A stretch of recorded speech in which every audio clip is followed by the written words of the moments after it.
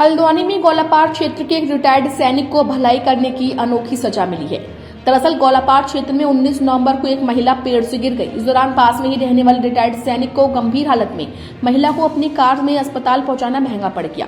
क्योंकि महिला की गंभीर हालत को देखते हुए रिटायर्ड सैनिक तेजी से कार चलाते हुए अस्पताल को निकले तो काठ गोदाम में सीपीयू ने तेज कार चलाने पर ऑनलाइन चालान कर दिया। हालांकि ऑनलाइन चालान भरने तक कोई दिक्कत नहीं थी, लेकिन जब रिटायर्ड सैनिक का लाइसेंस भी 3 महीने के लिए सस्पेंड कर दिया गया तो भूतपूर्व सैनिक संगठनों ने इस पर आपत्ति जताई, जिसको लेकर शनिवार को कोतवाली पहुंचे पूर्व सैनिक संगठन के लोगों ने कहा कि उन्हें देश सेवा और लोगों की सेवा के लिए सेना में प्रशिक्षण दिया जाता रहा है, यहाँ भी वह लोगों की मदद ही करते हैं। उन्होंने कहा कि महिला को अस्पताल पहुंचाने के लिए कार तेज चलाने पर सीपीयू द्वारा चालान तक तो ठीक है, जिसके जुर्माने की रकम भी जमा कर दी, लेकिन लाइसेंस 3 महीने तक के लिए जब्त करने पर उनको आपत्ति है, जिसके चलते रिटायर्ड सैनिकों ने एडिशनल एसपी से मुलाकात कर लाइसेंस जब्त न किए जाने की मांग की है। वहीं पुलिस इसे ऑनलाइन चालान का हवाला देकर खुद को असमर्थ बता रही है। लेकिन हमने 19 तारीख को मैं एक फैमिली मतलब वहाँ से पेड़ से गिर गई तो उसको उठा करके मैं यहाँ लेके आया, हॉस्पिटल ले आया। तो रास्ते में ये जाहिर है कि अगर मैं किसी पेशेंट को लेके आ रहा हूँ तो थोड़ा गाड़ी की रफ्तार तेज़ होगी, मैं इस चीज़ को मान रहा हूँ। और मैं उसको लेकर के हॉस्पिटल ले गया, लेकिन उसकी फ़ोटो भी मेरे पास रखी हुई है, सारी फ़ोटो भी मैंने इनको दिखाई है। और उस महिला को बाद में मैंने उसको दिखाया कि ये महिला को लेकर आए थे, लेकिन उन्होंने बोला कि आपका ये मतलब ये ऐसा कि गबराल साहब भी करेंगे इसको। गबराल साहब के आप गए तो गबराल साहब ने बोला कि आपको तो इसको जमा करना पड़ेगा और आपका लाइसेंस भी 3 महीने के लिए जब्त किया जाएगा। तो उसके बाद ये जवाब मिला, तो उसके बाद फिर मैं अभी अपने सारे सैनिकों के साथ में यहाँ पर आया हूँ कि हमें कोई इंसाफ मिले, ताकि आज मेरे पर हुआ कल किसी और के ऊपर न हो। आज 3 दिन हो गए हैं। सूबेदार मेजर नरेंद्र सिंह जी किसी बोरा जी किसी पेशेंट को लेके हॉस्पिटल में आ रहे थे, तो गाड़ी की स्पीड ज़्यादा होगी, ठीक है। हॉस्पिटल में लेके अर्जेंट केस था, उसको एडमिट करवाया। एडमिट करवाने के बाद उसका इलाज तो हो गया, लेकिन दूसरे दिन इनके पास मैसेज आती है कि आपका चालान कट गया। तो ये यहाँ ऑफिस में आते हैं, ये चालान भरते हैं, कितना 2,500 रुपया चालान भरते हैं। चालान भरने के बाद ये बताया जाता है कि 3 महीने के लिए लाइसेंस भी बंद रहेगा, जमा कर दिया जाएगा। तो हमारा यही शासन से ये वो है कि हम लोगों ने सेना में भी हम लोगों ने सेवाएं की।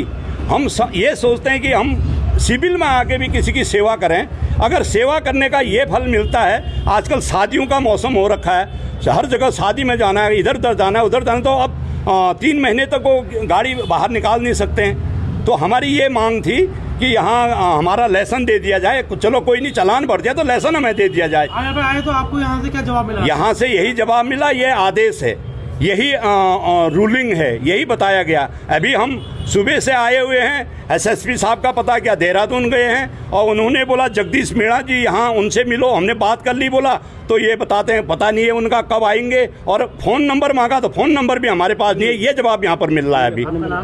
मैं सूबेदार मेजर गोविंद सिंह बढ़ती, अखिल भारतीय पूर्व सैनिक सेवा परिषद का जिला अध्यक्ष। 19 तारीख को हॉस्पिटल को जा रहे थे, सीपीयू ने उनका ओवर स्पीड में चालान काट दिया। तो चालान तो उन्होंने भर दिया है, उसके साथ साथ उनका बोलते हैं कि 3 महीने के लिए लाइसेंस जमा हो गया है। तो अभी हमारी यहाँ पर बात हुई, तो एसएसपी जो यहाँ के देहरादून गए हैं, वो बोलते हैं यहाँ पर दूसरे कोई उनके असिस्टेंट एसएसपी हैं, वो देखेंगे। तो हमारी पूर्व सैनिकों की यही मांग है कि उनके लाइसेंस को दिया जाए, ताकि वो अपनी गाड़ी को, अब बगैर लाइसेंस के चला नहीं सकते हैं, तो अपनी गाड़ी को चलाएं और कहीं पर भी किसी के भी सुख दुख में शामिल हो सकते हैं। और देखो, हम पूर्व सैनिक हैं, हमारे उसमें यह कूट कूट के भरा जाता है देशभक्ति, देश की रक्षा करना, और जो हमारे देश में माँ बहनें हैं उनकी रक्षा करना। हम इन्हीं नियमों को जानते हैं। और जो हमारे साथ जो पुलिस वाले हैं, अगर कहीं हमको मिलते हैं, हम मानते हैं नौकरी में सबके तकलीफ है, पुलिस वालों को भी नौकरी में भाई ड्यूटी कर रहे हैं, 7-8 घंटे की तकलीफ है। तो जब हम कहते हैं कि एक्समैन है, तो हमको जैसे बड़े बड़े वादे किए जाते हैं कि उत्तराखंड पुलिस मित्र पुलिस है, तो जहाँ पर भी हमसे मिलती है, तो उसमें इन्होंने हमको भी समझना चाहिए, हमारी परेशानियों को भी समझना चाहिए, उस परेशानी को समझते हुए कार्रवाई करनी चाहिए। ये चालान काटना, लाइसेंस जब्त करना, ये कोई एक मतलब समाधान नहीं है। देखो, लाइसेंस नहीं मिलेगा मतलब असंभव कोई चीज़ नहीं, मुश्किल ज़रूर है। किसी ने किसी चीज़ के नियम ज़रूर बने होते हैं। चालान हमारे बोरा जी ने चालान भर दिया है, मगर लाइसेंस के लिए हम यहाँ पर आए हुए हैं, और हम एसएसपी साहब से ये निवेदन करते हैं कि लाइसेंस इनको दिया जाए। मैं सुधार मेरा हरीश सिंह बिष्ट, जिला उपाध्यक्ष नैनीताल, भूतपूर्व सैनिक। हमारे भूतपूर्व सैनिक का ऑनलाइन चालान कटा था ओवर स्पीड में, और उनके द्वारा मुझे अवगत कराया गया कि वो जो किसी मरीज को लेकर आ रहे थे अपनी पर्सनल गाड़ी में, तो उसमें डीएल सस्पेंशन की कार्रवाई की गई है।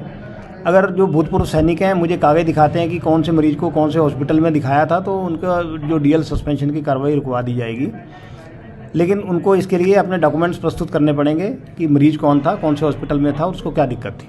सर, क्या संदेश देना चाहते हैं? मैं इसमें ये संदेश देना चाहता हूँ कि कोई भी जो हमारे गाड़ी चला रहे हैं वाहन चालक, ओवर स्पीड में गाड़ी ना चलाएं, ओवर लोडिंग में गाड़ी ना चलाएं, ड्रंकन ड्राइविंग ना चलाएं, किसी नशे का इस्तेमाल करके शराब पी के गाड़ी ना चलाएं। इससे एक भय का वातावरण उत्पन्न होता है समाज में, और लोगों में की मनोदशा परिवर्तित होती है। लोगों की मनोदशा ठीक नहीं रहती है कि अगर कोई ड्रंकन ड्राइविंग कर रहा है और गलत तरीके से गाड़ी चला रहा है तो उससे एक समाज में गलत मैसेज जाता है। तो सभी को मेरा ये कहना है कि सभी से अनुरोध है कि अब सारे यातायात नियमों का पालन करें और अपने को भी सुरक्षित रखें और दूसरों को भी सुरक्षित रखें।